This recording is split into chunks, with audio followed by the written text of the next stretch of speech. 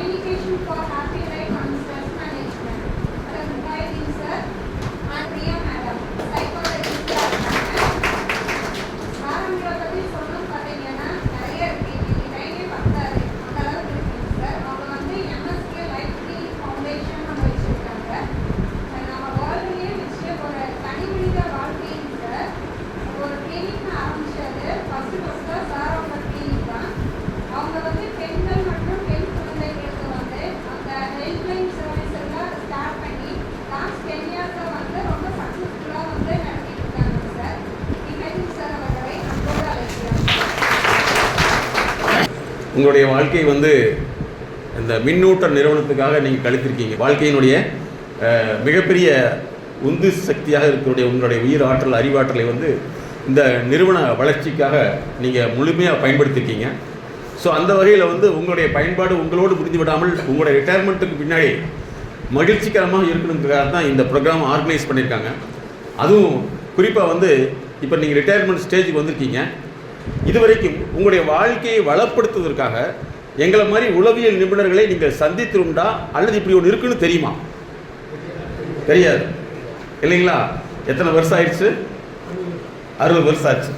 இப்போ ரத்தத்துக்கெலாம் டெஸ்ட் பண்ணுறதுக்கு லேப்னு இருக்குன்னு கேள்விப்பட்டிருக்கீங்களா? எப்போ தெரியும் உங்களுக்கு? எந்த வயசில் தெரியும்?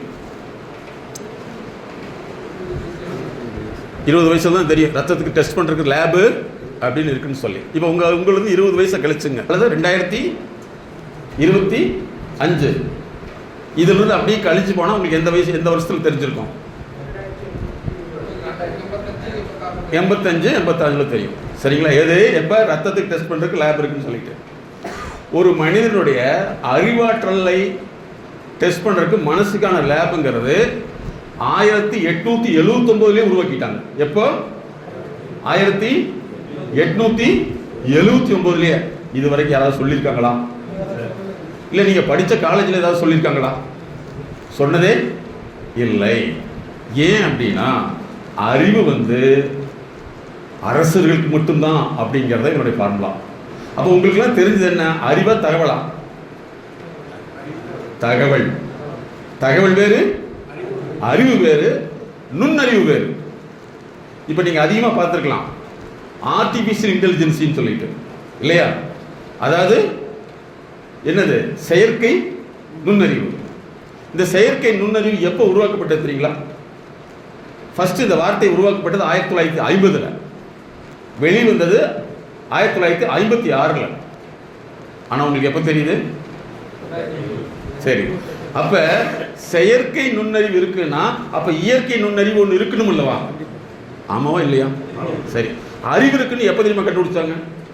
கேள்விப்பட்டிருக்கீங்களா? ஒரு மனுஷனுக்கு அறிவு இருக்குன்னு எப்போ கண்டுபிடிச்சாங்க தெரியுங்களா? அதாவது சயின்டிஃபிக்கா எப்போனா 1905 தான். எப்போ? 1905 தான் அறிவு இருக்குது அப்படின்னு கண்டுபிடிச்சு கரெக்டாக 45 வருஷத்தில் என்ன முடிவு பண்ணாங்கன்னா இந்த அறிவை வந்து இரும்பு கொடுத்தா என்ன கண்டுபிடிச்சது 1950. அதை ப்ராசஸ் பண்ணது 1956. யோசிச்சு பாருங்க, நம்ம எந்த நூற்றாண்டில் வாழ்ந்துட்டு இருக்கோம் இப்போ. சரி, இந்த விஷயம் உங்களை தவிர மற்ற யாருக்காவது தெரியுமானா? இப்போ உங்களுடைய மேலதிகாரிகள் எங்களுக்கு 20 வருஷமாக தெரியுதுனால எங்களுடைய ப்ரோக்ராமை ஆர்கனைஸ் பண்ணி ரிட்டையர்மெண்ட் பீப்புளுக்கும் சரி அல்லது வரக்கூடிய பணிக்காலத்தில் உள்ளவங்களுக்கும் சரி கொடுக்குறவங்களுக்காக பண்ணியிருக்காங்க. முதல்ல நீங்கள் அவங்களுக்கு தான் தேங்க்ஸ் சொல்லணும். ஏன்னா அவர்கள் முன்னாடியே எங்களை கண்டுபிடிச்சிருக்காங்க இல்லையா? அதே மாதிரி எங்கள் படிப்பில் வந்து ஒரு 1,00,000 பேர் படித்தாங்கன்னா 1-2 பேர் தான் வெளியிலே வருவாங்க. இதில் வந்து இன்னொரு துறை இருக்குது, அது மூளை நோய் மனநோய்ங்கிறது. அதற்கும் எங்களுக்கும் சம்மந்தமே இல்லை. அது வந்து எல்லாத்துக்கும் தெரிஞ்சிருக்கலாம் இல்லையா? அது வந்து என்னென்னா ஒருத்தர் ஐசியூவில் அட்மிட் பண்ணி சாகிற ஸ்டேஜ் இருக்காருன்னு வச்சுங்களேன், அந்த மாதிரி அது சரியா நல்லா இருக்குன்னு ஒரு ட்ரீட்மெண்ட் இருக்குல்லவா? வளர்ச்சிக்கானது அதுக்கு பேர் தான் உளவியல். வளர்ச்சிக்கானது என்னது? உளவியல்.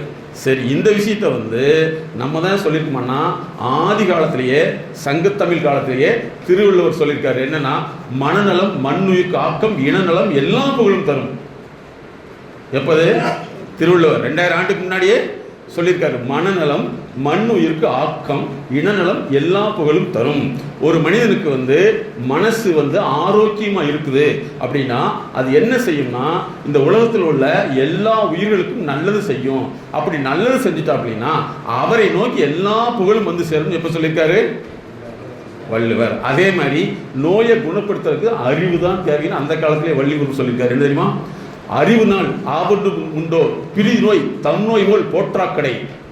இது யார் சொன்னது? திருவள்ளுவர். இதெல்லாம் நம்ம கேள்விப்பட்டிருக்குமா சார்? குறள் தெரியும், இந்த குறள் தெரியுமா? எல்லாத்துக்கும் திருக்குறள் தெரியும், அது என்ன இருக்குன்னு தெரியுமா? தெரியவே தெரியாது. சரியா? அதனால மேக்ஸிமம் இந்த மாதிரி ப்ரொஃபஷனல் வெளியவே தெரியாது. அப்போ நாங்கள் என்னன்னா எங்களுடைய உலகத்திலேயே முதலாக நாங்கள் ஏன் லைஃப்க்குன்னு கிளினிக் ஸ்டார்ட் பண்ணோம்னா, இப்போ உங்களுக்கு பொருளாதாரத்தில் பிரச்சனை. நீங்கள் யாராவது டாக்டர் பார்த்துருக்கீங்களா? சொல்லுங்கள் சார். படிப்பில் பிரச்சனை, டாக்டர் பார்த்துருக்குமா? டாக்டருங்கிறது நீங்கள் மருந்து கொடுக்குற டாக்டர் நினச்சிக்காதீங்க. அதை மன இயக்கத்தை கண்டறிந்து மாற்றக்கூடிய ஒரு துறை நிபுணர்களை பார்த்துருக்குமா? இல்லவே இல்லை. குடும்ப பயங்கரமான சண்டை, யாராவது போய் பார்த்துருக்குமா? இல்லவே இல்லை. இப்படி நாங்கள் நிறைய ஆராய்ச்சி பண்ணிகள் தான் ஒரு தனிமனிதனுடைய வாழ்க்கையை மாற்றுவது 4 காம்பனண்ட், 4 விஷயம் இருந்தால் தான் நீங்கள் வாழ்க்கையில் ஜெயிக்க முடியும். ஒன்று பேசிக்காக உங்களுக்கு கல்வி இருக்கணும் இல்லையா? இன்னைக்கு நிறைய பேருக்கு கல்வி இருக்குது, ஆனால் பொருளாதாரம் இல்லை. அப்படிதானே? நிறைய பேர் வேலைக்கு போக மாட்டேங்கிறாங்களா? இல்லை வேலை இல்லையா? இல்லை, வேலை இருக்குது, வேலைக்கு போக மாட்டேங்கிறாங்க. சரியா? அப்போ ஒருத்தர் கல்வி இருக்கணும், பொருளாதாரம் இருக்கணும், அதுக்கடுத்து 2மே இருக்குது. சமூகத்தில் உங்களுக்கு அந்தஸ்து இருக்கணும். அந்தஸ்து இல்லைன்னா நம்ம டெவலப் ஆக முடியுமா? அல்லது நம்ம சந்தோஷமாக இருக்க முடியுமா? அந்தஸ்து இருக்கணும். சமூகத்தில் உங்களுக்கு ஒரு அந்தஸ்து. உதாரணத்துக்கு சொன்னோம்னா, நீங்கள் இந்த துறைக்கு வேலைக்கு வர்றதுக்கு முன்னாடி உங்கள் சொந்தக்காரர் மத்தியில், உங்கள் குடும்பத்து மத்தியில் உங்களுக்கு என்ன மதிப்பு இருந்தது? ஒன்றுமே இல்லை. என்ன சொல்லியிருப்பாங்க? நீ எல்லாம் உருப்படுறதுக்கு வாய்ப்பு இருக்குதா அப்படின்னு கேட்டிருப்பாங்க. வேலைக்கு பண்ண என்ன சொன்னாப்பாங்க? என்ன சொல்லியிருப்பாங்க? பரவாயில்ல, எங்கேயோ எப்படியோ இருக்கிறான், இவனுக்கெல்லாம் அப்படித்தான் சொல்லியிருப்பாங்க. இல்லை மரியாதை இவர்களை போன்றவர்கள்லாம் வந்து விட்டார்கள் சொல்லியிருப்பாங்களா? எப்போ சொல்லியிருப்பாங்க? அப்போ உங்களையே என்ன பண்ணியிருப்பாங்க? தப்பாக தான் சொல்லியிருப்பாங்க. அப்போ சமூகத்து அந்தஸ்து. அதற்கடுத்து நீங்கள் உடம்புக்குள்ள நோய் வந்தால் போய் பார்த்துருவீங்க சார். என்ன நோய் வந்தால், ஈவன் இப்போ சளி வந்தால் கூட போய் பார்த்துட்றோம். ஆனால் வாழ்க்கைக்கு நோய் இருக்குது. அதுதான் பொருளாதாரம் சம்மந்தப்பட்டது, சமூக உறவு சார்ந்தது, கணவன் மனைவி சார்ந்தது, குழந்தைகள் சார்ந்தது. இந்த மாதிரி லட்சக்கணக்கான காம்பனெண்ட்டில் ஒரு பிரச்சனை வந்துச்சுன்னா நம்ம குழம்பிக்கிட்டே இருப்போம். அல்லது பக்கத்தில் ஒரு ஐடியா கேட்போம். அந்த ஐடியா நல்லா சொல்லுவாரா? அந்த ஐடியா அவருக்கு எக்ஸ்பர்ட்டா? அதில் நிபுணரா? இல்லவே இல்லை. அவர் ஒன்றா உங்ககிட்ட பொறாமையில் உனக்கு இது வேணும் சொல்லுவார். இல்லைன்னா இதெல்லாம் ஒரு பிரச்சனையா அப்படின்னு சொல்லி உங்களே மட்டத்தை தட்டிடுவார் இல்லையா? அப்போ வாழ்க்கையில் சார்ந்த பிரச்சனை இது இருந்தாலும் வாழ்க்கை சரிப்படாது. அப்போ 4 விஷயம். ஒன்று கல்வி, பொருளாதாரம், சமூக உளவியல் ஆரோக்கியம். இது 4ல் பிரச்சனை இருந்ததுன்னா வாழ்க்கை முன்னேற்றம் இருக்காது. அப்படிங்கிறத கண்டுபிடிச்சு தான் நாங்கள் world first clinic for life, வாழ்க்கைக்குன்னு கிளினிக் ஸ்டார்ட் பண்ணோம். இதெல்லாம் மருந்து கொடுத்து மாற்ற முடியுமா சார்? வாழ்க்கையை பண்ண முடியுமா? அப்படி மட்டும் இருந்தால் என்ன இருக்கும்? உதாரணத்துக்கு ஒரு கற்பனை பண்ணுங்களேன், மருந்து கொடுத்து மாற்றலாம்னா இந்நேரம் என்ன இருக்கும்? யாராவது சொல்லுங்கள். நீங்கள் இந்த ஒரு 3 மணி நேரம் நீங்கள் எங்கிட்ட ஸ்டூடெண்ட்டாக இருக்க போகிறீங்க. Okay student? ஓகே, உங்களுக்கு வயசாகிடுச்சுன்னு நினைக்கவே கூடாது. நீங்களா யார் இப்போ 3 மணி நேரத்துக்கு ஸ்டூடெண்ட்? Okay student? ஓகே. இந்த வார்த்தை சந்தோஷமாக இருக்குதா? என்ன சொல்லியிருப்பாங்க? இவ்வளோ வயசு அப்படின்னு சொல்லியிருப்பாங்க. நான் என்ன சொல்கிறேன்? உங்களே ஸ்டூடெண்ட். ஓகேவா? நீங்கள் யார் இன்னைக்கு 3 மணி நேரத்துக்கு ஸ்டூடெண்ட். அதே மாதிரி வீட்டில் போய் ஸ்டூடெண்ட்டாக இருக்காதீங்க இல்லையா? அப்படி நீங்கள் ஸ்டூடெண்டாக இருந்தீங்கன்னா அங்கே ஒரு டீச்சர் உருவாகிடும். அப்படித்தானே? ஓகே, ஏற்கனவே அப்படித்தான் டீச்சர் இருக்குன்னு சொல்கிறீங்களா? அப்படி தான் இருக்குது. பரவாயில்ல. அது டீச்சர் கல்யாணம் பண்ணவங்களும் உண்மையை கொடுத்து வச்சவங்க. ஸ்கேல் மட்டும் தான் இருக்காது, மெரிட் இருக்குது, மற்ற எல்லாத்துலேயுமே இருக்கும். ஓகே. ஸோ அதனால் உங்களுடைய வாழ்க்கை தரத்தை முன்னேற்ற போகிறீங்க. இந்த 3 மணி நேரம் நீங்கள் ஸ்டூடெண்ட்டாக இருக்க போகிறீங்க. ஓகேவா? குட். ஓகே. ஸோ லைஃபுங்கிறது 4 விஷயம். ஒன்று கல்வி, பொருளாதாரம், சமூக நலம், உளவியல் ஆரோக்கியம். இந்த 4ல் பிரச்சனை ஏற்பட்டால் தான் உங்களுக்கு வரக்கூடியது என்ன தெரியுமா? அழுத்தம். என்ன அழுத்தம்? அழுத்தம். நல்லா நீங்கள் ஒரு அரசு துறை சார்ந்ததோ அல்லது ப்ரைவேட்லேயோ ஒரு வேலைக்கு இருந்துட்டீங்க, உங்கள் குழந்தைய சரியாக படிக்கலன்னு நீங்கள் சந்தோஷப்படுவீங்களா? அது என்ன பெரிய அழுத்தம் உருவாகுமா? சரி, அந்த குழந்தை படிக்கலை, பரவாயில்ல, படிச்சிருச்சு, அதுக்கப்புறம் கல்யாணம் சரியாகலை, நிம்மதியாக இருக்க முடியுமா? சரி, கல்யாணம் ஆகிறதுக்கு முன்னாடி வேலைக்கு போகலை, நிம்மதியாக இருக்க முடியுமா? சரி, வேலைக்கெல்லாம் போகுது, எப்போவுமே சண்டை பண்ணிகிட்டே இருக்கு, நிம்மதியாக இருக்க முடியுமா? ஸோ இந்த 4ல் 1 கம்மியானாலும் உங்களுக்கு வரக்கூடியதான் அழுத்தம். அதை என்ன சொல்கிறாங்கன்னா மன அழுத்தம் சொல்கிறாங்க. நாங்கள் அப்படி சொல்கிறதே கிடையாது. அது வாழ்க்கை அழுத்தம். என்ன அழுத்தம்? உங்கள் மனசை யாராவது பிடிச்சி அமுத்துறாங்களா? சொல்லுங்கள். இல்லை ஏறி ஏறி மிதிக்கிறாங்களா?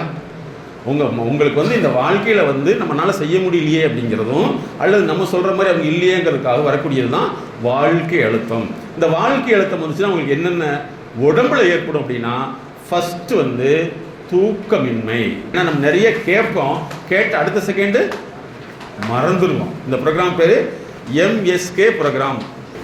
MSK ப்ரோக்ராம் போட்டிங்களா? எங்கள் நம்பர் எழுதிக்கிங்க. எங்களோட நிறுவனத்துடைய பேர் வந்து MSK life clinic foundation. MSK life clinic foundation. 93 600 53 930. எங்களுடைய நிறுவனம் கோயம்புத்தூர், சென்னை, மும்பையில் இருக்குது. கோவை, சென்னை, மும்பை. மேடத்துடைய நம்பர் வந்து அவங்க பெண் குழந்தைகளுக்கான சிறப்பு உளவியல் நிபுணர். அவங்க வந்து MSKங்கிறது நாங்கள் கண்டுபிடிச்ச ட்ரீட்மெண்ட் மைண்ட் செட் நாலேஜ். சரியா? அதனால் எங்களுடைய டீமில் உள்ளவங்க எல்லாமே MSKங்கிறது ஆட் பண்ணியிருப்பாங்க. MSK பிரியா அவங்க பேர். MSK பிரியா பெண் குழந்தைகளுக்கான உளவியல் நிபுணர். அவங்களுடைய நம்பர் 93 602 53 930. எத்தனை பேர் யூடியூப் பார்க்குற பழக்கம் இருக்குது? நீங்கள் MSK லைஃப் டிவி சப்ஸ்கிரைப் பண்ணிங்க. MSK லைஃப் டிவின்னு போட்டிங்கன்னா எங்களுக்கு வந்துடும். MSK life TV. எங்கள் கிளினிக் பேர் லைஃப் கிளினிக். அந்த சேனல் பேர் MSK லைஃப் டிவி. அதில் பாருங்கள், நிறைய போட்டிருக்கோம். ஓகே, சரிங்களா? இதில் எங்களுடைய கூகுளில் போட்டால் கூட எங்களுக்கு ஃபுல்லாக வந்துடும். ஓகே, நோட் பண்ணிங்க. இப்போ உங்களுக்கு வந்து வாழ்க்கையில் ஒரு அழுத்தம், அது குழந்தைகள் மூலமாகவோ, பொருளாதாரம் மூலமாகவோ, உறவினர்கள் மூலமாகவோ, அல்லது நீங்கள் குற்றம் செய்ததனுடைய தவறு செய்ததனுடைய மூலமாகவோ உங்களுக்கு ஒரு அழுத்தம் ஏற்பட்டதுன்னா ஃபஸ்ட்டு உங்களுக்கு என்ன வேணும்னா தூக்கமின்மை. ஃபஸ்ட்டு தூக்கமின்மை. இந்த தூக்கமின்மை வந்துட்டா நம்ம என்ன செய்வோம்? தூங்குறதே இல்லைன்னு மருந்து வாங்கி சாப்பிடுவோம். அது மருந்து வாங்கி சாப்பிட்டா அது தூக்கமா மயக்கமா? மயக்கம். ஆனால் பிரச்சனை எங்க? இந்த நாளில் ஒன்று குறைபாடு ஏற்பட்டதுன்னா அது வாழ்க்கையில் அழுத்தமாக இருக்குது. அதை நீக்காமல் மருந்து சாப்பிட்டா அது நல்லா ஆயிருமா? ஆகவே அது இப்படி தான் பல பேர் வாழ்ந்துட்டு இருக்காங்க. அப்போ ஃபஸ்ட்டு தூக்கமின்மை. ரெண்டாவது எதுலேயுமே ஆர்வமின்மை. எண்ணத்தை சம்பாரிச்சு எதுக்காகுது? இப்படியெல்லாம் ஒரு வாழ்க்கையா? ஆர்வமின்மை. அதுக்கடுத்து கோபம். எதுலேயுமே வந்து ஒரு முழுமையாக ஈடுபடாமல் அப்படி அது முன்னாடி போயிட்டு பின்னாடி வந்துடும். ஆர்வத்தை கைவிட்டுருவோம். சரிங்களா? ஆர்வம் இது வந்து இதுதான் பேசிக்.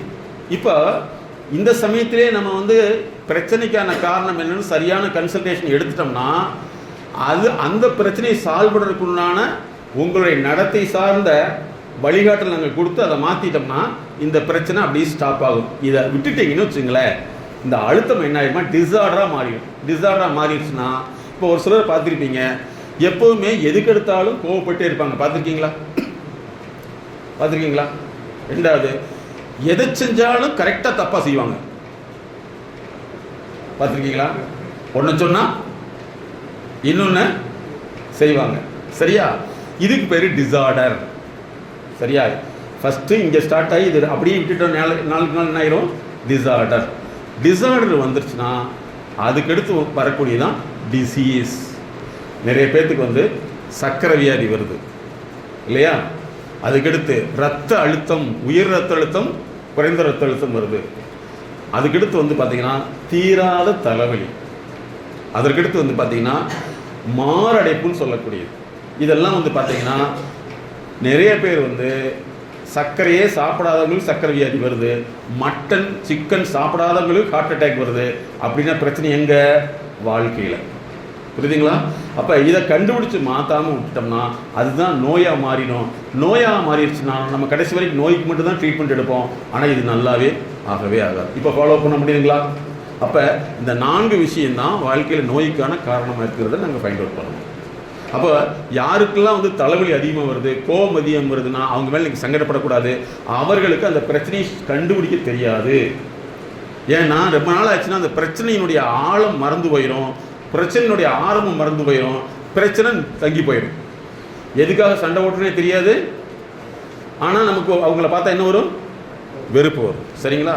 இதை மாத்திரக்கு பேர் தான் நாங்கள் மைண்ட் செட் நாலேஜ் அப்படிங்கிற ஒரு தெரப்பியை கண்டுபிடிச்சோம். ஓகே ஸ்டூடெண்ட், இப்போ கிளியரா? ஓகே.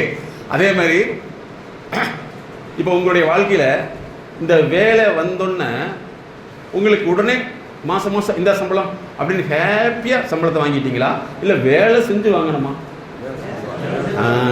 வேலை செஞ்சது வந்து சிம்பிளாக போனோன்னா hello welcome sir please take ஒரு சீட் அப்படின்னு சொன்னாங்களா? இங்கே வா, இதை செய்ய, அதை செய், அதை செய், அப்படி தானே உங்களை சொன்னாங்க இல்லைங்களா? நீங்கள் சாப்பிட்டு அப்படி ஏப்ப போட்டு வீட்டிலேருந்து வந்தீங்களா? என்ன செஞ்சுருப்பீங்க? சாப்பாடு இருந்திருக்கும், இல்லாமல் இருக்கும். கரெக்டாக? இவ்வளவு கஷ்டப்பட்டு தான் அந்த பணத்தை நீங்கள் வாங்கியிருப்பீங்க. ஆமாவா இல்லையா? ஓகே. இப்போ இந்த பணத்தை கொண்டு போய் வீட்டில் கொடுத்தா மற்றவங்க பணமாக பார்க்குறாங்களா, உங்களுக்கு முன்னாடி இந்த கஷ்டமாக பார்த்தாங்களா? என்னவா பார்த்தாங்க? பணமாக தான் பார்த்துருப்பாங்க. இதுக்கு மேலே நான் கஷ்டப்பட்டு சம்பாரிச்சுன்னு சொன்னால் அவங்க என்ன சொல்லுவாங்க? நீ தான் பெரிய இன்னும் நல்லா சொல்லுங்களேன். உலகத்தில் எல்லாமே இது என்ன பெரிய பணம், நீ பக்கத்து வீட்டில் 1.5 லட்சம் சம்பாதிக்கிறியா அப்படின்னு சொல்லியிருப்பாங்களா? அப்போ உங்களுடைய உழைப்பு அவர்கள்ட்ட எதுவாக மாறுது? பணமாக மாறுது. ஆனால் அவங்களுக்கு உழைப்பு தெரியுமா? தெரியவே தெரியாது. இப்படிங்கிறது தான் ஃபஸ்ட்டு ரிட்டையர்மெண்ட் ஸ்டேஜில் நீங்கள் தெரிஞ்சுக்க முக்கியமான MSK பிரின்சிபல். என்னன்னா, உங்கள் உழைப்பு பணமாக மட்டும்தான் உங்களுக்கு தெரியும், உழைப்பா தெரியாது. இப்போ நான் உங்கள்கிட்ட கேட்குற கேள்வி, இப்படி தெரியாமல் இருக்கிறத நம்ம சொல்லி கொடுக்காத தப்பா, இல்லை ஏற்கனவே அவங்களுக்கு சொல்லி கொடுத்தது கரெக்டா? சொல்லுங்க. இதெல்லாம் சொல்லி கொடுங்க இப்போ தான் தெரியுதுங்கிறீங்களா? அப்படித்தானே? எங்கிட்ட ஒருத்தர் ஃபோன் பண்ணி கேட்டார், சார் எனக்கு வாழ பிடிக்கவில்லை, என்ன செய்யுதுன்னு கேட்டார். வாழ பிடிக்கவில்லை. அவர் என்னன்னா, இப்போ எங்ககிட்ட கேட்குறவங்களாம் வந்து சாதாரண ஆள் கிடையாது சார், நல்லா மெச்சூர் ஆனவங்களுக்கு தான் இந்த சந்தேகமாக வரும். ஒன்றுமே இல்லாதவங்களுக்கு ஒன்றுமே இருக்காது. திட்டினாலும் பேசினாலும் எனக்கு தேவை சாப்பாடு தான் போகக்கூடிய மனிதர்களும் இருக்காங்க. ஒரு குறிப்பிட்ட ஏஜுக்கு பின்னாடி தான் இந்த விஷயமே தெரியும். ஒருத்தர் கேட்டார், வாழ பிடிக்கவில்லை அப்படின்னு. சரியா? அவங்ககிட்ட வந்து நிறைய ஒரு மார்க் கேள்வி மாதிரி நிறைய கேள்விகளை கேட்டுட்டு ஒரு 3 மாதத்துக்கு பின்னாடி தான் ஒன்று கண்டுபிடிச்சோம். ஏன்னா கேள்வி பதில் வேறு, ட்ரீட்மெண்ட் வேறு. ஃபாலோ பண்ண முடியுங்களா? இங்கே கேட்குற கேள்விக்கு நான் பதில் சொல்லி நான் ட்ரீட்மெண்ட்டாக மாறாது. அது ஒரு தகவல் தான். புரியுதா? ட்ரீட்மெண்ட்டுங்கிறது உங்களுக்குள்ளே வந்து எது நடந்துட்டு இருக்குதோ அதை கண்டறிந்து அதை மாற்றி அமைக்கிறது. அது மருந்தாக இருக்கலாம், ரத்தமாக இருக்கலாம், வைரஸாக இருக்கலாம், இல்லையா? அப்போ தான் கண்டுபிடிச்சோம், வாழ பிடிக்கவில்லை அப்படிங்கிறத விட வாழ படிக்கவில்லை. எது கரெக்டு? வாழ படிக்கவில்லை. அப்போ வாழ்க்கைக்குன்னு எப்படி படிக்கணும் அப்படின்னா, நம்ம வாழ்க்கையை ரன் பண்ணுறதுக்கு, எப்படி பஸ்ஸை ரன் பண்ணுறதுக்கு, பைக்கை ரன் பண்ணுறதுக்கு, ஃப்ளைட்டை ரன் பண்ணுறதுக்கு இருக்குதோ அந்த மாதிரி பண்ண தெரியாதனால தான் இன்றைக்கி அதிகமான நோய்கள் வந்துட்டுருக்குது. அதுங்கிறதான் உண்மை. ஃபாலோ பண்ண முடியுங்களா? இப்போ வைரஸுக்கான மருந்து கெமிக்கல், வாழ்க்கைக்கான மருந்து ஒன்று இருக்குல்ல, அது கெமிக்கல் கிடையாது. அதுதான் உங்களை மாற்றக்கூடிய, பகுப்பாய்வு செய்து மாற்றக்கூடியது. ஃபாலோ பண்ண முடியுங்களா? சரியா? அப்போ நிறைய பேருடைய வாழ்க்கையில் வந்து முக்கியமான விஷயம் என்னென்னா, நீங்கள் ரிட்டையர்மெண்ட்டுக்கு பின்னாடி நீங்கள் தெரிஞ்சுக்க வேண்டியது, உங்களுடைய வாழ்க்கையை வந்து அவர்களுக்கு எதுவாக தெரியும்? பணமாக தான் தெரியும். உங்கள் வாழ்க்கை கஷ்டமாக தெரியாது. இது உங்கள் வீட்டில் இருக்கவங்களா இருந்தாலும் சரி, அல்லது உங்களுடைய பை ப்ராடக்ட் சொல்லக்கூடிய குழந்தைகளாக இருந்தாலும் சரி.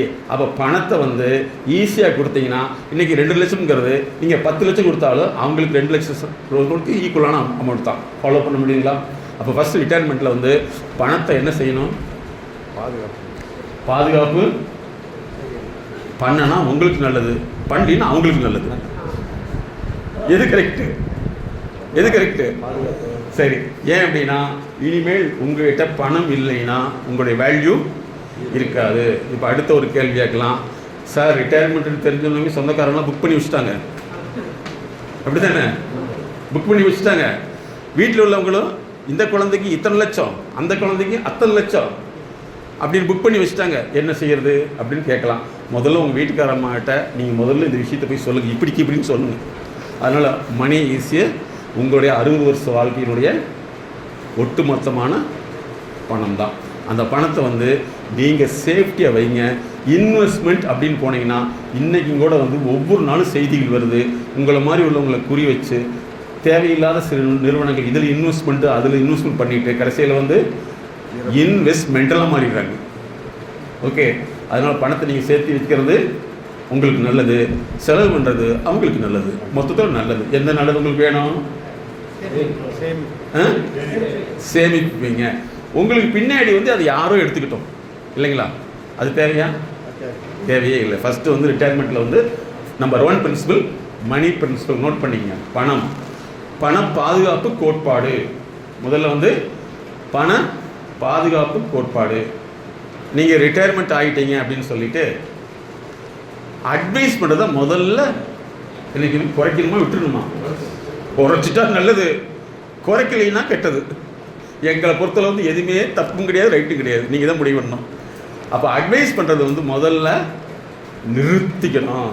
உங்கள் குழந்தைகளை பார்த்து oh my son, oh my daughter, அந்த காலத்தில் நான் கம்ப மாரி காசு சம்பாதிச்சேன் இல்லையா, அதனால நீ காசை செலவுன்னா ஓ டேடி என்ன சொல்லுவாங்க? இதுக்கு மேல மூடல.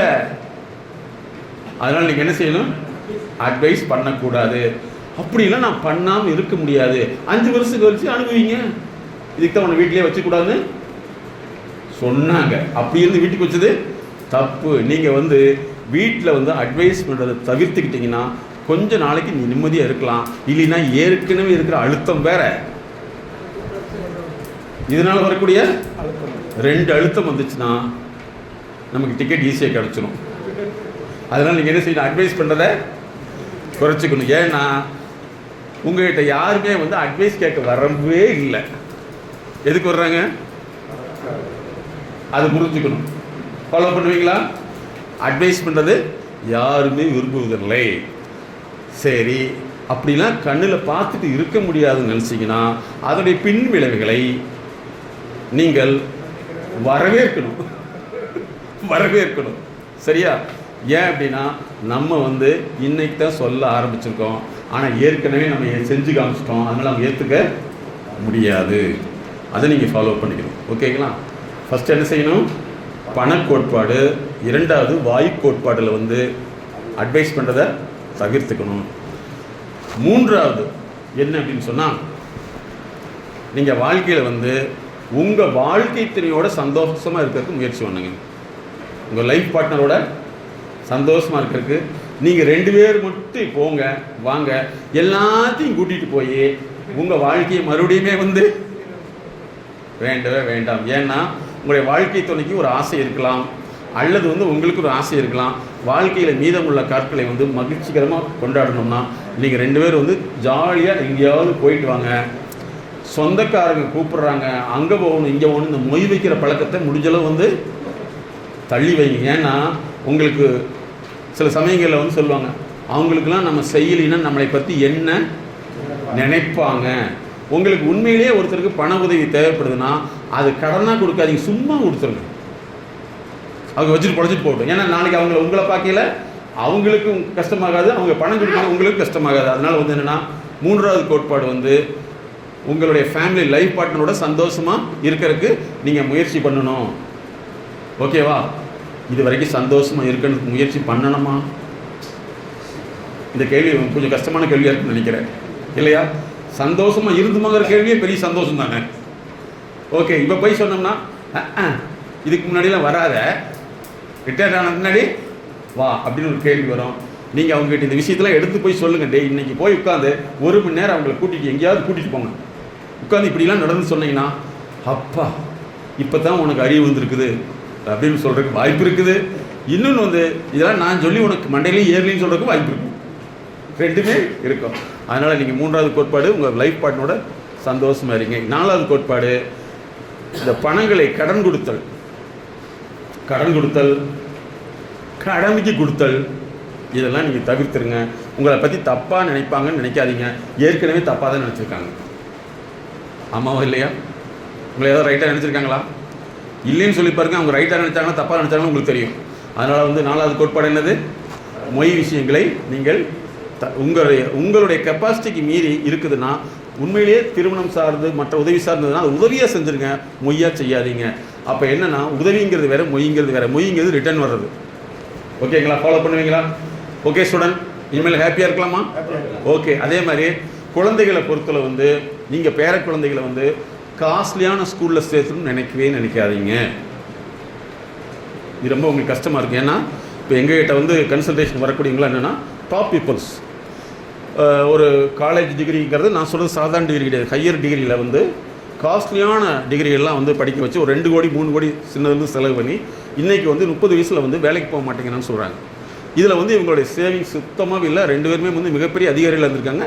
இப்போ வந்து அவங்க வேலைக்கே போக மாட்டேன்னு சொல்கிறாங்க. காரணம் என்னென்னா அவங்க எதிர்பார்க்கறது என்னென்னா காஸ்ட்லியான ஜாப்பு, வேலைக்கு போனால் உடனே பணம் கிடைக்கணும் அப்படின்னு இப்போ இல்லை. எப்படிங்கிறது இப்போ இல்லவே, கடினமாக வேலை செஞ்சால் தான் முடியும். அதனால் வந்து வேலை செய்யறதுக்கு சோம்பேறித்தனம் பண்ணக்கூடிய கல்வி நிறுவனங்களில் நீங்கள் சேர்த்தாமல் வேலை செய்கிறதுங்கிற விஷயத்தை புரிஞ்சுக்கிட்டு செயல்படக்கூடிய விஷயமா இருக்கக்கூடிய நிறுவனங்கள் வந்து சாமானிய நிறுவனங்களை சேர்த்தினீங்கன்னா அது உங்களுக்கு பிரச்சனை இருக்காது. அது உங்கள் பேர குழந்தைகளாக இருந்தாலும் சரி, யாராக இருந்தாலும் சரி, இதை ஃபாலோ பண்ண முடியுங்களா? ஏன்னா காஸ்ட்லிங்கிறது வந்து எங்கிட்ட வந்து நிறைய பேர் அழுகிறாங்க, படிக்க மாட்டேங்கிறாங்க. ஏன்னா எல்லாத்துடைய முக்கியமான நோக்கமே வந்து ஒரு ப்ரெஸ்டீஜ் தானே தவிர அவங்களுடைய நோக்கம் அல்ல. அப்போ நீங்கள் என்ன செய்யணும்னா இதை 6வது பிரின்சிபலாக வச்சுக்கணும். ஆனால் உங்களுடைய பேர குழந்தைகள் பற்றி அவங்ககிட்ட சொன்னால் ஏற்றுக்க மாட்டாங்க. நீங்கள் மற்றவங்ககிட்ட இந்த மாதிரி சொல்கிறத தவிர்த்திட்டிங்கன்னா முடிஞ்சளவு நல்லது. ஃபாலோ பண்ண முடியுங்களா? ஸோ இனிமேல் வந்து ஒரு சாதிக்கக்கூடிய மனிதர்களாக மாறிடலாமா? சந்தோஷமாக இருப்பீங்களா? ஓகே. அப்போ பணத்தை வந்து என்ன செய்யணும்? கடனாக கொடுக்கக்கூடாது. உதவி செய்யணும்னு நினச்சுன்னா உதவியே செஞ்சுருங்க. அந்த உதவி நீங்கள் மினிமமாக தான் செய்வீங்க, அல்லது மேக்ஸிமம் செஞ்சாலும் தப்பு கிடையாது. ஆனால் பெருமைக்காக எதையும் செய்து மாட்டிக்க கூடாது. இதுதான் முக்கியம். ரிட்டையர்மெண்ட் லைஃப்பில் வந்து நீங்கள் தெரிஞ்சுக்கூடியது. யாராவது சொந்தக்காரங்க வந்தாங்கன்னா உங்கள்கிட்ட யாருமே அட்வைஸ் கேட்க வர்றதே கிடையாது, ஆறுதல் கேட்க வர்றதே கிடையாது. அவங்க கதையை உங்கள்கிட்ட புலம்புறதுக்கு தான் வருவாங்க. நீங்கள் புலம்புறது விருப்பப்பட்டீங்கன்னா நிறைய புலம்பி அவங்க சொல்கிறத வாங்கி எல்லா நோய்களையும் நம்ம உருவாக்கிக்கலாம். அப்போ தேவையில்லாத விஷயங்களை கேட்குறத தவிர்த்துக்கிட்டு உங்களால் மகிழ்ச்சிகரமாக இருக்குன்னு ஆசைப்பட்டீங்கன்னா உங்களுடைய வயசு வந்து மறுபடியும் வந்து அது 60 இருக்கிறது 16 மாறும். இல்லைன்னா 85 ஈஸியாக மாறிடும். அப்போ என்ன செய்யணும்? இந்த மாதிரி விஷயங்களை தவிர்த்துக்கணும். நல்ல செய்திகளை மட்டும் நீங்கள் கேட்டுக்கணும். இதை வந்து மனசில் வச்சுக்கணும். அதற்கடுத்து முக்கியமான விஷயம் என்னென்னா உங்கள் ஏஜ் மெட்டு கூட சேரவே கூடாது. உங்கள் வயசில் இருப்பாங்கள்ல, ஏன் சேரக்கூடாது அப்படின்னா, என்னை இந்த துறைக்கு வந்து அழைத்து சென்று பெரிய லெவலில் என்னை உருவாக்கின என்னுடைய பேராசிரியர், அவருக்கு இப்போ வயசு வந்து கிட்டத்தட்ட ஒரு 95 ஆயிடுச்சு. சரியா? இன்றைக்கு வரைக்கும் என்னுடைய கணக்கில் இருப்பார். அவர் ஃபஸ்ட்டு எங்களை சொன்னார், 25 வருஷத்துக்கு முன்னாடி சொன்னார், பொதுவாக வந்து நான் என்னோட ஏஜ் உள்ளவங்கள்ட்ட சேர்றதே இல்லையப்பா அப்படின்னாரு. ஏன் சார்னு கேட்டேன். போனால் எனக்கு மருமகை இப்படி பண்ணுச்சு, மருமகை எப்படி பண்ணனா, அவங்க இப்படி பண்ணால் எல்லா குறையும் சொல்லி என்னையும் அதே மாதிரி பண்ணி விட்டுறாங்க. அப்போ என்னாச்சுன்னா நான் ஒரு கஷ்டத்தில் போனால் அந்த கஷ்டத்தை இவங்க டைவெர்ட் பண்ணி விட்டு அதே கஷ்டத்தில் சண்டை வர்ற மாதிரி பண்ணிடுது. அதனால் அந்த ஏஜ் மட்டும் கூட தவிர்த்துட்டு உங்களை மாதிரி ப்ரொஃபஷனல் கூட நான் சேர்ந்துட்டு புது விஷயங்களை கண்டுபிடிச்சிருக்கேன்னு சொன்னார். இன்றைக்கு வரைக்கும் 85-95 வயசாச்சு, ஹாப்பியாக இருக்கார். எந்த விதமான டிசீஸும் கிடையாது. யோசிச்சு பாருங்கள். அவங்களுக்கு என்ன இருக்குது? அறிவு ஜாஸ்தி. நம்ம என்ன செய்வோம்? போய் நம்மளை மாதிரி உள்ளவங்ககிட்ட கேட்டோம்னா அவங்க ஊருக்கு கதை உலகத்து கதையெல்லாம் சொல்லிவிட்டு எங்கள் வீட்டில் என்ன செய்யறது, கொடுமை, கால கொடுமை, நான் செஞ்சது எதுவுமே சரியில்லை, கட்டணதும் சரியில்லை, என்ன சொல்லுங்க, வாட்சதும் சரியில்லை, வந்ததும் சரியில்லைன்னு சொல்லிட்டு நம்ம மைண்டை வந்து அப்செட் பண்ணி விட்டுறாங்க. அதுலேயும் ஒரு சிலர் இருப்பாங்க, எனக்கெல்லாம் என்னுடைய மருமகனோ அல்லது மருமகளோ மகனோ இப்படியே சொல்லிவிட்டு நான் விடுறதில்லை, போட்டு வாங்கி விட்டுறது அப்படின்னு மண்டைகளை போட்டாங்கன்னா நம்ம என்ன தோணும்? அதே மாதிரி தான் தோணும். அப்போ என்ன செய்யணும்? இந்த மாதிரி உள்ள விஷயங்களை நம்ம என்ன செஞ்சு இந்த மாதிரி நபர்களை தவிர்த்துக்கிட்டிங்கன்னா புதிய நபர்களோடு சேருங்க, புதிய விஷயங்களை பேசுங்க. கடந்த கால விஷயத்தில் வந்து படிப்படியாக எடுத்து அறிவாக பயன்படுத்தி கொண்டு சேர்த்திங்கன்னா போது, கதையாக சொல்கிறது கூட சேரவே சேராது. கதை நமக்கு தேவையில்லை, அறிவு தான் உங்களை புதுப்பிக்கும். அப்போ நீங்கள் அறிவை புதுப்பிச்சிங்கன்னா நீங்களும் சாதனை மனிதர்களாக மாற முடியும். அப்போ இனிமேல் மாறிக்கலாம் அல்லவா? ஹாப்பியாக இருப்பீங்களா ஸ்டூடெண்ட்? இது எத்தனை நாள் ப்ரோக்ராம்? காலையில் இந்த ப்ரோக்ராம் நடந்ததா? மூணாவது செஷன். சரி, ஓகே, குட். நாங்கள் எல்லாம் உங்களுக்கு இன்ட்ரொடக்ஷன் ஆகிட்டீங்களா? உங்களுக்குள்ள இன்ட்ரொடக்ஷன் ஆனு சொன்னோம். ஆனால் நமக்கு பழக்கம் எப்படி இருக்குது? இப்படி தான் நம்ம ஒவ்வொரு விஷயத்துலையுமே வந்து நம்மளை அறியாமையே வந்து பழக்கத்தின் அடிப்படையில் தான் வாழுமே தவிர புதிய விஷயத்துக்கு போக தெரியாது. இப்போ நான் உங்கள் ஹாலுக்குள்ளே நுழையிறப்ப எனக்கு ஒரு ஃபோன் வந்தது. என்னென்னா, அவர் வந்து ஒரு 56 வயசில் ஃபோன் பண்ணுறாரு.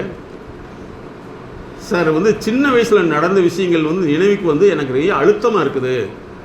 அது என்னால் வந்து தூக்கமின்மையும் எனக்கு ரொம்ப மன கஷ்டத்தையும் உண்டாக்குது. இந்த மாதிரி நான் வந்து கர்நாடகாவிலேருந்து பேசுகிறேன், அப்பாயின்மெண்ட்ஸ் வேணும்னு கேட்டார். உடனே நாங்கள் என்ன சொல்லிட்டோம்னா, நீங்கள் ஈவினிங் 7 o'clock மேலே கால் பண்ணுங்கள், டைரெக்டாக வர முடியும் தான் எங்களுடைய ஃபவுண்டேஷனுக்கு வரணும், அப்படி இல்லைன்னா நீங்கள் ஆன்லைனில் கன்சல்டேஷன் எடுத்துக்குன்னு சொன்னோம். சரி சார், நான் வந்து ஈவினிங் அப்பாயின்மெண்ட் ஃபிக்ஸ் பண்ணிக்கிறேன் அப்படின்னு சொல்லிட்டார். அப்போ என்னென்னா 70% பழக்கங்கள் வந்து நாம் இளமை காலத்தில் எவ்வாறு நாம் பழக்கப்படுத்தப்பட்டோமோ அது வரைக்கும் தான் கடைசி வரைக்கும் தோண்டிகிட்டே இருக்குது, அது தோண்டிகிட்டே இருக்குங்கிறது தான் உண்மை. அப்போ நீங்கள் இனிமேல் என்ன செய்யணும்னா, இதே மாதிரி தான் நிறைய விஷயங்கள் நம்ம அறியாமல் பழைய விஷயங்கள் தான் நடந்துகிட்ருப்போம்.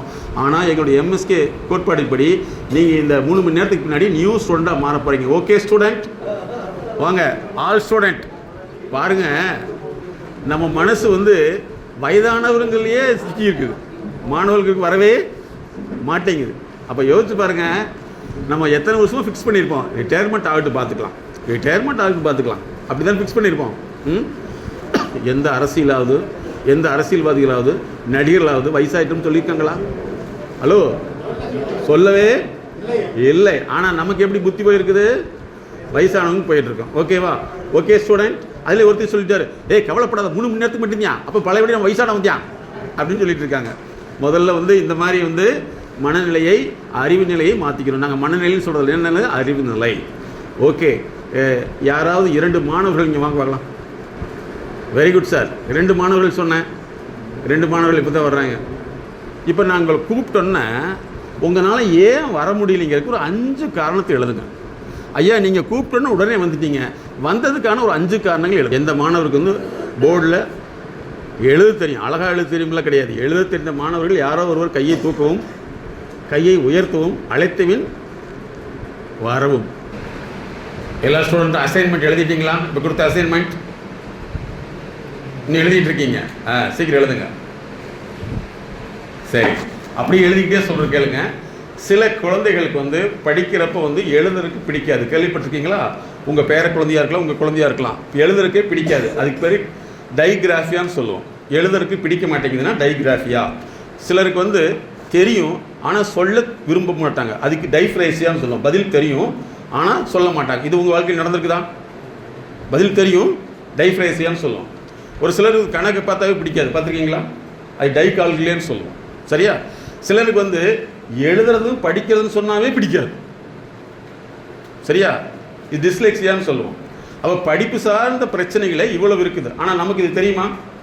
தெரியவே தெரியாது. அப்போ ஒரு குழந்தைகள் வந்து எழுத மாட்டேங்குது, எழுத விரும்பலைன்னா அது வந்து டைகிராஃபியான்னு சொல்லக்கூடியது. இதை வந்து குணப்படுத்தலைன்னா அவங்க நிறைய எழுதுறதுக்கே அவங்களுக்கு பிடிக்காது. அதே மாதிரி படிக்க பிடிக்காது, அது டிஸ்லெக்ஸியாங்கிற ஒரு கேட்டகரி. அதே மாதிரி வந்து சிலருக்கு வந்து ரீடிங் பண்ண பிடிக்காது, சத்தமாக படிக்க சொன்னால் பிடிக்காது. இன்னொன்று வந்து படிச்சிருப்பாங்க ஆனால் அதே சமயத்தில் வந்து அவங்களால வந்து விளக்கி சொல்ல முடியாது. படித்தல் வேறு, ரீடிங்கிறது வேற, அண்டர்ஸ்டாண்டிங்கிறது வேற, காம்ப்ரிஹென்ஷன்ங்கிறது வேற, ரைட்டிங்கிறது வேற. அப்போ எங்களுடைய நிறுவனத்தில் வந்து ஒருத்தர் வந்து ஒரு குழந்தைய வந்து படிக்க முடியலன்னு கொடுத்துருந்தாங்கன்னா அந்த படிக்க முடியல காரணங்கள் என்னன்னு கண்டுபிடித்து அந்த குழந்தைக்கு நாங்கள் சொல்லித்தரதில் செய்ய வைக்கிறோம். சொல்லித்தந்தால் முடியவே முடியாது. அப்போ செய்ய வைக்கிறதுக்கு வந்து ஒரு லெவலுக்கு வந்து 3 months தேவைப்படும். அதனால தான் நிறைய பேர் வந்து இன்றைக்கி டியூஷன் எஜுகேஷனுக்கு போகிறோம் இல்லையா?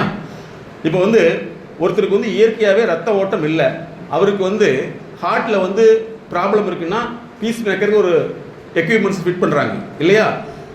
சாப்பிட முடியல அப்படின்னா அல்லது வந்து உடம்புக்கு வந்து சரியான நீரகங்கள் போக முடியலன்னா ஐவின்னு சொல்லக்கூடிய நரம்பு வழியாக நீரேற்றம் பண்ணுறாங்க இல்லையா? இப்படி பண்ணுறது ஆரோக்கியமா? இல்லை இயற்கையாக இருக்கிறது ஆரோக்கியமா? இயற்கையாக இருக்கணுமா, இப்படி செய்யணுமா? சரி, இதே மாதிரி தான் படிப்புங்கிறது இயற்கையாக வர்றதுக்கு உண்டான காரணங்களை கண்டுபிடித்து மாற்றுறது தான் கரெக்டே தவிர அவங்களுக்கு டியூஷன் டுட்டோரியல் சொல்லி கொடுக்குறப்ப அவங்களுடைய இயற்கை ஆற்றல் கெட்டுவிடும். அதனால தான் இன்றைக்கி வந்து டியூஷன் எஜுகேஷனுங்கிறது பல லட்சம் கோடி ரூபாயான ப்ராஃபிட்டாக மாறிடுச்சு. இன்றைக்கி எல்கேஜியில் நீங்கள் டியூஷன் போனால் தான் படிக்க முடியும். அதனால தான் நாங்கள் என்ன கண்டுபிடிச்சோம்னா நான் ரீயூசபிள் எஜுகேஷன். நீங்கள் யூஸ் பண்ணுற எஜுகேஷன் நீங்கள் 10th படித்தாலும் +2 படித்தாலும் அந்த படிப்பை வச்சு இன்னொரு படிப்பு படிக்க முடியாது, அங்கேயும் டியூஷன் போய் தான் ஆகணும் இல்லையா? இன்றைக்கி ராக்கெட் வந்து திரும்ப யூஸ் பண்ணக்கூடிய ராக்கெட் வந்துருச்சு, ஆனால் படிப்பு திரும்ப யூஸ் பண்ண முடியாது. என்னென்னா நீங்கள் வந்து IAS IPS எல்லாம் வந்து 6ஆவதுலேருந்து 10வது வரைக்கும் உள்ள சப்ஜெக்ட் தான் கேள்வியாக கேட்குறாங்க. ஆனால் அதுக்கு 4 வருஷம் 5 வருஷம் டியூஷன் போகிறாங்க. தெரியுமா தெரியாதா உங்களுக்கு? 5 வருஷம் 6 வருஷம் டியூஷன் போகிறாங்க. இதில் என்ன கொடுமைனா, படித்தவர்கள் சொல்லக்கூடிய படித்தவர்களுடைய பெற்றோர்களும் அங்கே டியூஷனுக்கு தான் அனுப்புகிறாங்க. அதில் வந்து பார்த்தீங்கன்னா 3 வருஷம் படிக்கிறாங்க. அப்போ இவங்க படிப்பு வந்து பயன்படக்கூடாத அல்லது பயன்படுத்த முடியாத படிப்பு தானே. இப்போ 10th வரை ஒன்றும் இல்லைங்க, ஒரு 6th வரைக்கும் டியூஷன் போனால் பரவாயில்ல. அதுக்கு மேலே டியூஷன் போனால் தான் அவனால் படிக்கவே முடியுதுன்னா அது வந்து எப்படி வந்து ஒரு மனிதருக்கு வந்து செயற்கையாக வந்து சுவாசத்தை கொடுத்து உயிரோடு இருக்க வைக்கிறோமோ அது மாதிரி தானே தவிர இயற்கையான சுவாசம் அல்ல. ஃபாலோ பண்ண முடியுங்களா? இப்போ உங்களை எழுத சொல்லிலேயே உங்களுக்கு என்னென்ன ப்ராப்ளம் இருக்குன்னு தெரியுதோ இதெல்லாம் நம்மளுடைய ஜெனட்டிக்கலாகவே இருக்கும். அடுத்த குழந்தைகளுக்கு போகக்கூடாதுங்கிறதுக்காக தான் இந்த விழிப்புணர்வு. ஓகே ஸ்டூடெண்ட், எழுதிட்டீங்களா? ஒரு மாணவர் வாங்க, யார் எழுதணும்னு சொன்னாங்க போர்டில்? வாங்க சார். நீங்கள் கை தூக்கிட்டீங்க, எந்திரிங்க. கை தூக்கி தலையை சொல்லிட்டீங்களா? பார்த்தீங்களா? பரவாயில்ல, நீங்களே சொல்லுங்கய்யா. என்ன காரணங்களும் வர முடியல. 5 பாயிண்ட் ஐயா, நீங்கள் ஒரு பாயிண்ட் எழுதிங்க. இதே இன்னொரு பாயிண்ட் சொன்னாங்க, அதில் +1 போட்டுக்கணும். சொல்லுங்க சார். இடையூறாக இருந்தது வரல. ஓகே, அடுத்தது மனம் விரும்பவில்லை எழுதிங்க. அப்புறம்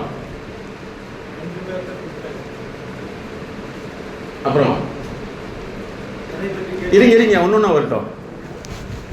அடுத்த பாயிண்ட் அவ்வளோதான் எழுதிருக்கீங்களா?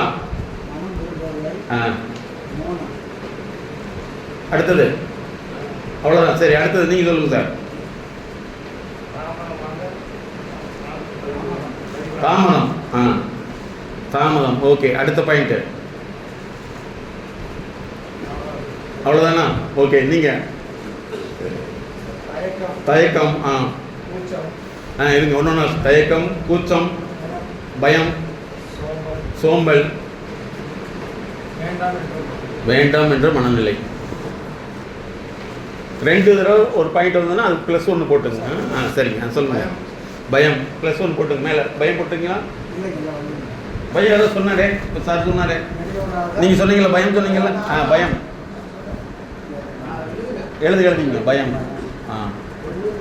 +1 போட்டுங்க. அங்கே ஒரு பயம். ஓகே, அடுத்தது மனம் விரும்பவில்லை. +1 போட்டுங்க மேலே.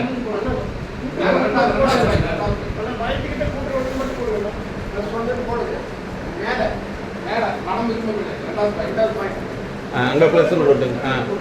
ஓகே. அடுத்து சொல்லுங்க சார். தயக்கம் +1 போட்டுங்க. சங்கடம் இல்லை, சங்கடம் வேற, தாமதம் வேற. சங்கடம் தனியா. அடுத்து சார் சொல்லுங்க. தயக்கம் +1 போட்டுங்க.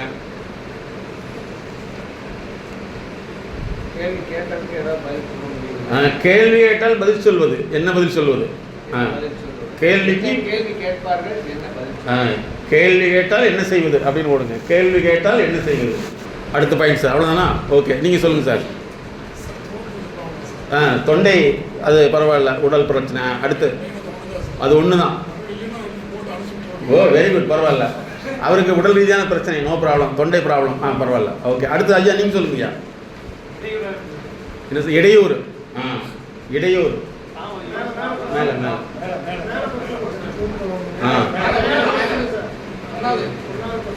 இடையூறு, வெரி குட். அடுத்து சொல்லுங்க சார். தாமதம், கூச்ச உணர்வு. ஓகே, அடுத்தது அவ்வளோதானா சார்? அடுத்து நீங்கள். இடையூறு, தயக்கம்.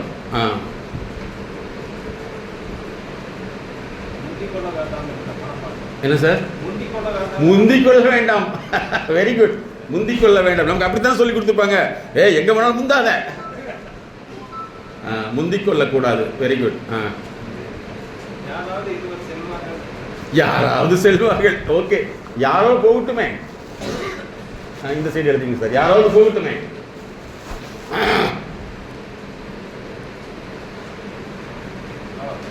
Okay sir. அடுத்தது அதான் யாராவது போகட்டுமே 2 +1 போட்டுங்க. அடுத்தது கேள்வி அதாவது பதில் தடுமாற்றம். பதில் தடுமாற்றம். Very good. அவங்களுக்கு வாய்ப்பு கொடுக்கலாம், பிறருக்கு வாய்ப்பு கொடுத்தல். அடுத்த பாயிண்ட் சார்.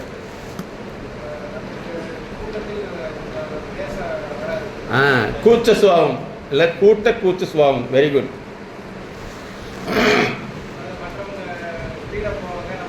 அமைதியாக இருப்போம். Okay okay okay. கூச்ச சுபாவம். ஐயா சொல்லுங்க ஐயா. கஷ்டமாக இருக்குது. Very good. அது என்ன சார் கஷ்டமாக முன்னாடி எழுதிருக்குமா? இல்லை. Okay okay. அடுத்தது சார், அடுத்த பாயிண்ட்டு அவ்வளோதானா? ஓகே சார், நீங்கள் சொல்லுங்கள் சார். பயம். கூச்சம். ஏதாவது சொல்லிடுவாங்களோ. Very good very good very good. தயக்கம்.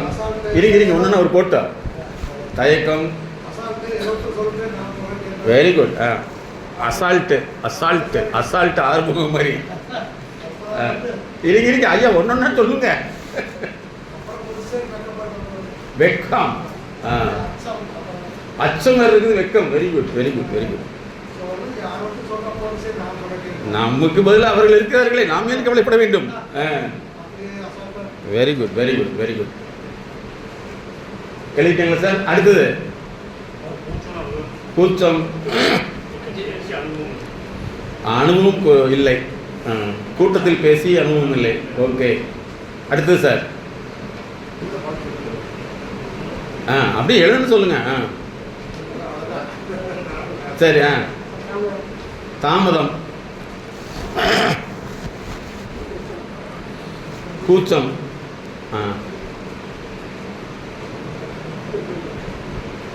அடுத்தது சார். அவ்வளோதானா? ஓகே. நெக்ஸ்ட். என்ன கேள்வியோ. Very good. பதில் சொல்லலாம், பதில் தெரியாது. ஓகே. பதில் என்ன சார்? தயக்கம் தயக்கம் தயக்கம் +1 போட்டுங்க. ஓகே. அடுத்தது சார். முடிவெடுக்க தெரியவில்லை. Very good. இல்லை, முடிவெடுக்க தெரியும். அது நீ சொல்கிறதே பெரிய பாசிட்டிவ் தான். நீங்கள் அருமையான வார்த்தை சொல்கிறீங்க. முடிவெடுக்கும் திறன் குறைவுங்கிறதே உண்மையிலே அருமையான வார்த்தை. Very good. இதை வந்து அக்செப்ட் பண்ணனா நம்ம ஜெயிச்சிடலாம் சார்.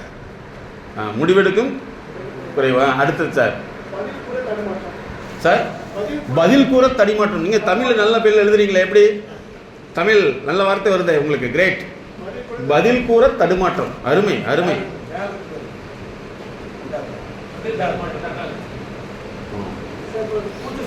கூச்ச சுபாவம்.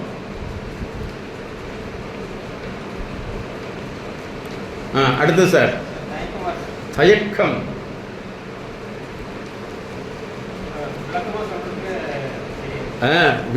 விளக்கமாக சொல்ல தெரியவில்லை. Very good very good. பரவாயில்ல. Very good. எது சார்? என்னன்னு தெரியல. எதுவென்று தெரியவில்லை. தெரியவில்லை. Very good very good. அடுத்தது சார். தயக்கம். மனம் விரும்பவில்லை. அடுத்தது என்ன சார்? பழக்கமில்லை. கூட்டத்தில் பேசி பழக்கமில்லை. Very good.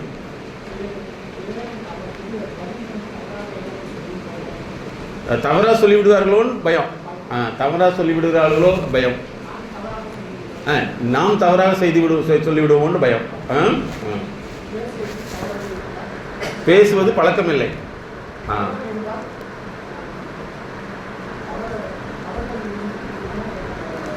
தவறு நடத்தணும்னு பயம்.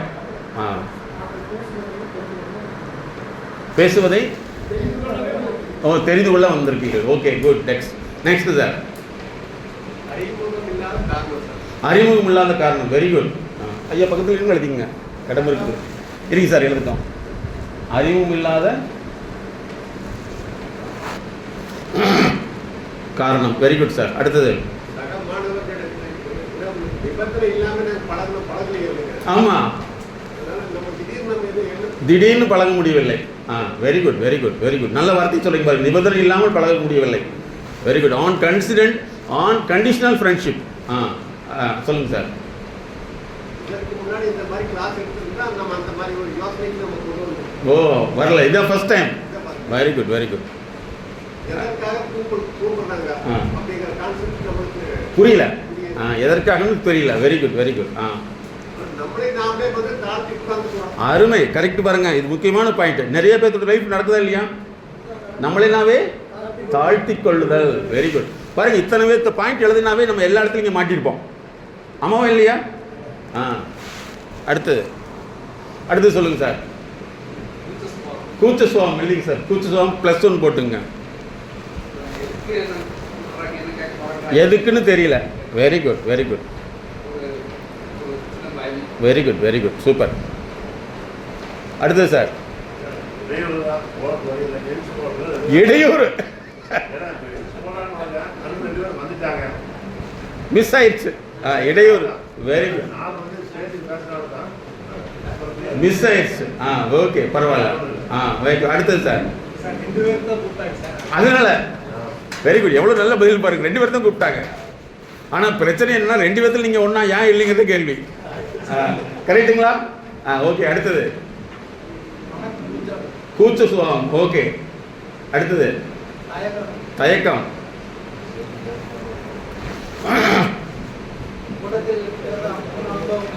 முதலில் அனுபவம் இல்லை, கூட்ட அனுபவம் இல்லை. Okay, next. அவ்வளோதானே சார்? ஓகே ஐயா, நீங்கள் அடுத்தது. தயக்கம், அனுபவம் இல்லை, தயக்கம். Okay sir. அடுத்தது சொல்லுங்க சார். தொண்டை ப்ராப்ளம். ஓகே. அடுத்தது சார். ஓ, அனுபவங்கள் வந்து சொல்லட்டுமே. Very good. ஓகே, எழுதி அவ்வளோதானா? சரி சார். ஓகே, நீங்கள் 2 பேரும் வரணும். ஐயா, நீங்கள் வந்ததுக்கான காரணம் இங்கிட்டு வந்து எழுதுங்க சார். நீங்கள் கூப்பிட்டோன்னா வந்துட்டீங்க, அதுக்கு உங்களுக்கு என்ன காரணம்? வெரி குட், ஆர்வம். Very good. ஆர்வம். ஐயா எழுதுங்க, ஆர்வம். தனியாகவே எழுதுங்க. செகண்ட், பதில் சொல்ல முடியும், தைரியம். பதில் சொல்ல முடியும். Very good. எதையும் சந்திக்கும் மனநிலை. சந்திக்கும் மனநிலை. Very good. ஐயா, நீங்க சொல்லுங்க.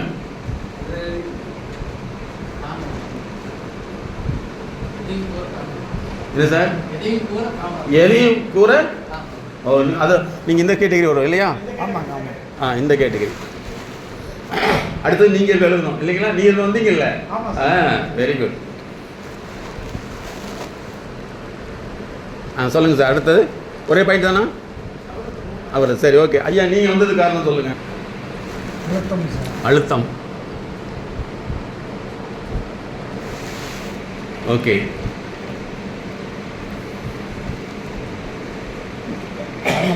இல்லை சார். ஓகே. ஓகே.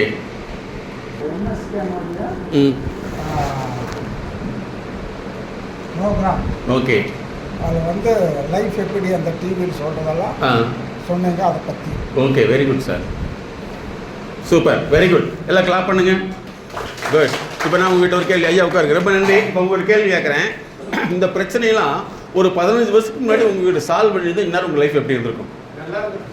செல்வி, 15 வருஷத்துக்கு முன்னாடி இந்த பிரச்சனை எல்லாமே நீங்கள் எங்களை மாதிரி உள்ளவங்களை சந்தித்து அதிலிருந்து ரிலீஸ் பண்ணிட்டீங்கன்னா இந்நேரம் உங்களுடைய தரம் உயர்ந்திருக்குமோ உயர்ந்திருக்காதா? உயர்ந்திருக்கும். இதுதான் வந்து நிறைய பேர்த்துக்குள்ள பிரச்சனை. அப்போ இதை வந்து எங்கேயுமே சொல்ல மாட்டாங்க. இப்போ உதாரணத்துக்கு ஒன்று சொல்கிறேன். எங்களுடைய படிப்பு வந்து இதுக்கு முன்னாடி என்ன பண்ணிதுன்னா காலேஜில் இருக்கும். 2வது பார்ட் டைமாக கொண்டு வந்தாங்க. இந்தியா முழுவதும் பார்ட் டைமாக இருந்தது. ஆனால் இந்த வருஷம் வந்து இந்த படிப்பு காலேஜை தவிர எங்கேயுமே நடத்தக்கூடாது. கவர்மெண்ட் பேன் பண்ணிடுச்சு. ஏன்னா எல்லாத்துக்கும் அறிவு வந்துச்சுன்னா, எல்லாத்துக்கும் அறிவு வந்தால் என்ன ஆகும்? Very good. இந்த வருஷம் என்ன பண்ணிட்டாங்க? இந்தியா முழுவதும் சட்டம் போட்டாச்சு. இந்த படிப்பு வந்து பார்ட் டைம் கிடையவே கிடையாது. கல்லூரியில் மட்டும்தான் படிக்கணும். ஏன்னா இதில் வந்து 1 லட்சம் பேர் படித்தா எங்களை மாதிரி வெளியே வர்றது ஒருத்தர் தான் வர முடியும். ஏன்னா படிப்பு வேற, படிப்பை விட பயன்படுத்தக்கூடிய அறிவு வேற.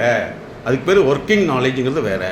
அப்போ யோசிச்சு பாருங்கள், இத்தனை மாதிரி இவ்வளோ ப்ராப்ளங்கள் வந்து நமக்கே இந்த நூற்றாண்டில் இருக்குதுன்னா இது இன்னும் அதிகமாக இருக்கும். அதனால் நீங்கள் சக்ஸஸ்ஃபுல்லாக வரணுங்கிறது பார்த்தீங்கன்னா இந்த உளவியல் ரீதியான பல தடைகளை உங்ககிட்ட வந்து நான் சிம்பிளாக தான் சொல்லியிருக்கேன்.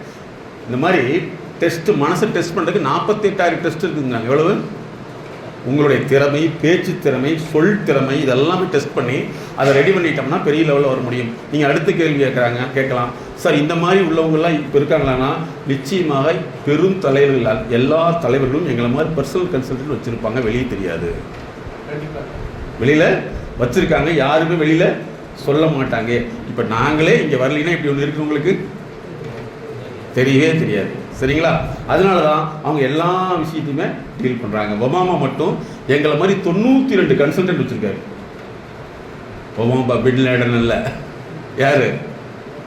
அமெரிக்கன் முன்னாள். அதே மாதிரி இன்றைக்கி இருக்கிற ட்ரம்ப் வரைக்கும் எங்களை மாதிரி ப்ரொஃபஷனல் 100 பேருக்கு மேலே வச்சுருப்பாங்க. அவங்க கொடுக்குற பேக் சப்போர்ட் தான். அதனால் இந்த உளவியல்ங்கிறது ஒரு மனிதனை, தனி மனிதனை மாற்றக்கூடியது. அப்போ இந்த தனி மனிதனுடைய பிரச்சனை ஏற்படலாம், அதுக்கு பேர் தான் ஸ்ட்ரெஸ்ன்னு சொல்கிறோம். அப்போ ஸ்ட்ரெஸ் எதனால் வந்து முன்னாடியே சொன்னோம்னா அழுத்தம், கல்வி, பொருளாதாரம், சமூக அந்தஸ்து, உளவியல் ஆரோக்கியங்கிறது. உளவியல் ஆரோக்கியம் முன்னாடி இத்தனை பாயிண்ட் இருக்குது. இந்த மாதிரி வந்து உங்களுடைய ஒவ்வொரு காம்பனண்ட்டும் உங்களை நிறுத்திடுச்சுன்னா நம்ம வெளியில் வர முடியாது. பணம் இருக்கும் ஆனால் வெளியில் வர முடியாது. சரிங்களா? அதுதான் உங்களுக்கு ஸ்ட்ரெஸ்ஸாக வந்தது. அப்போ இனிமேல் வாழ்க்கையில் நீங்கள் தெரிஞ்சுக்க வேண்டியது முதல்ல வந்து பணத்தை எவ்வாறு கையாளணும், உறவை எப்படி கையாளணும் சொல்லியாச்சு. இந்த மாதிரி பண்ணிங்கன்னா நிச்சயமாக உங்கள் ரிட்டையர்மெண்ட் லைஃப் ரொம்ப கிளியராக இருக்கும்.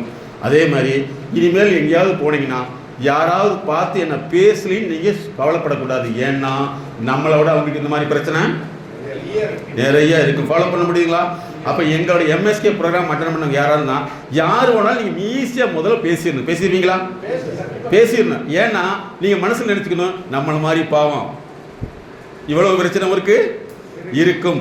இந்த பிரச்சனை எதுக்கு உங்களுக்கு சொல்கிறேன்னா, நீங்கள் கல்யாணம் உங்கள் குழந்தைகளுக்கோ கல்யாணம் பண்ண பின்னாடி அவங்க வீட்டில் சம்மந்தின்னு இருப்பாங்கல்ல, சம்மந்தி சொந்தக்காரெலாம் இருப்பாங்கல்ல, நீங்கள் போய் யாருமே என்னை பார்த்து பேசலை, மதிக்கலின்னு சொல்லக்கூடாது. ஏன்னா அவங்களுக்கு இதோட பிரச்சனை அதிகமாக இருக்கும். நீங்களாம் பார்த்து பேசிட்டீங்கன்னா சார் அவங்களுக்கு பேசவே தெரியல நீங்கள் சொல்ல மாட்டீங்க. ஏன்னா அவங்களுக்கு பேச தெரியாதுன்னு நீங்கள் தெரிஞ்சுக்க போகிறீங்க. கரெக்டாக ஃபாலோ பண்ண முடியுங்களா?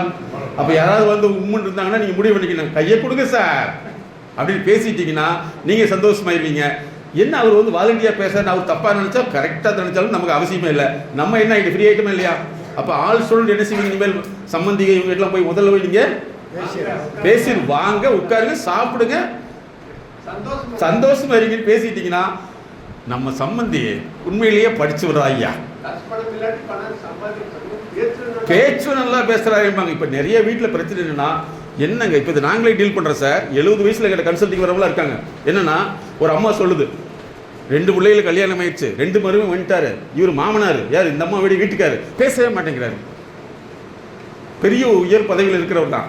இவரை பேச வைக்கிறதுக்கு என்ன சார் ட்ரீட்மெண்ட்டுக்கு கூப்பிட்டு வராங்க. ட்ரீட்மெண்ட்டுங்கிறது மருந்து கொடுத்தரல, மருந்து கொடுத்து மனசு மாற்ற முடியுமா? அப்படி இருந்தால் என்ன செய்வாங்க, உங்கள் வீட்டுக்கார அம்மா 10 மருந்து வாங்கி கொடுத்து ஏற்கனவே உங்களுக்கு கொடுத்துருக்கோம். அப்படி தானே? நீங்கள் என்ன செய்வீங்க, 20 மாத்திரை வாங்கி அவங்க அம்மா கொடுத்துருவீங்க. அதனால் மருந்து கொடுத்து மனசை மாற்றவே முடியாது.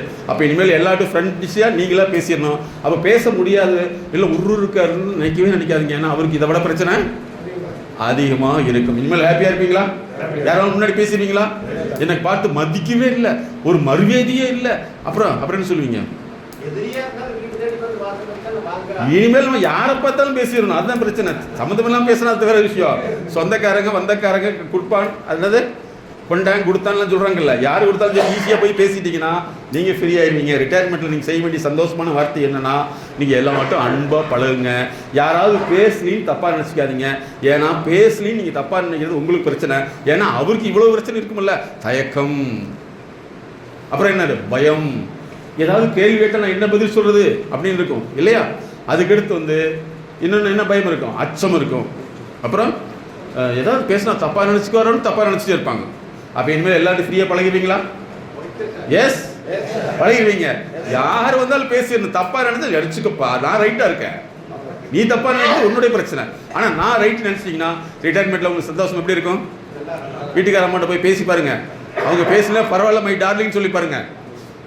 அப்படி சொல்லிடாதீங்க.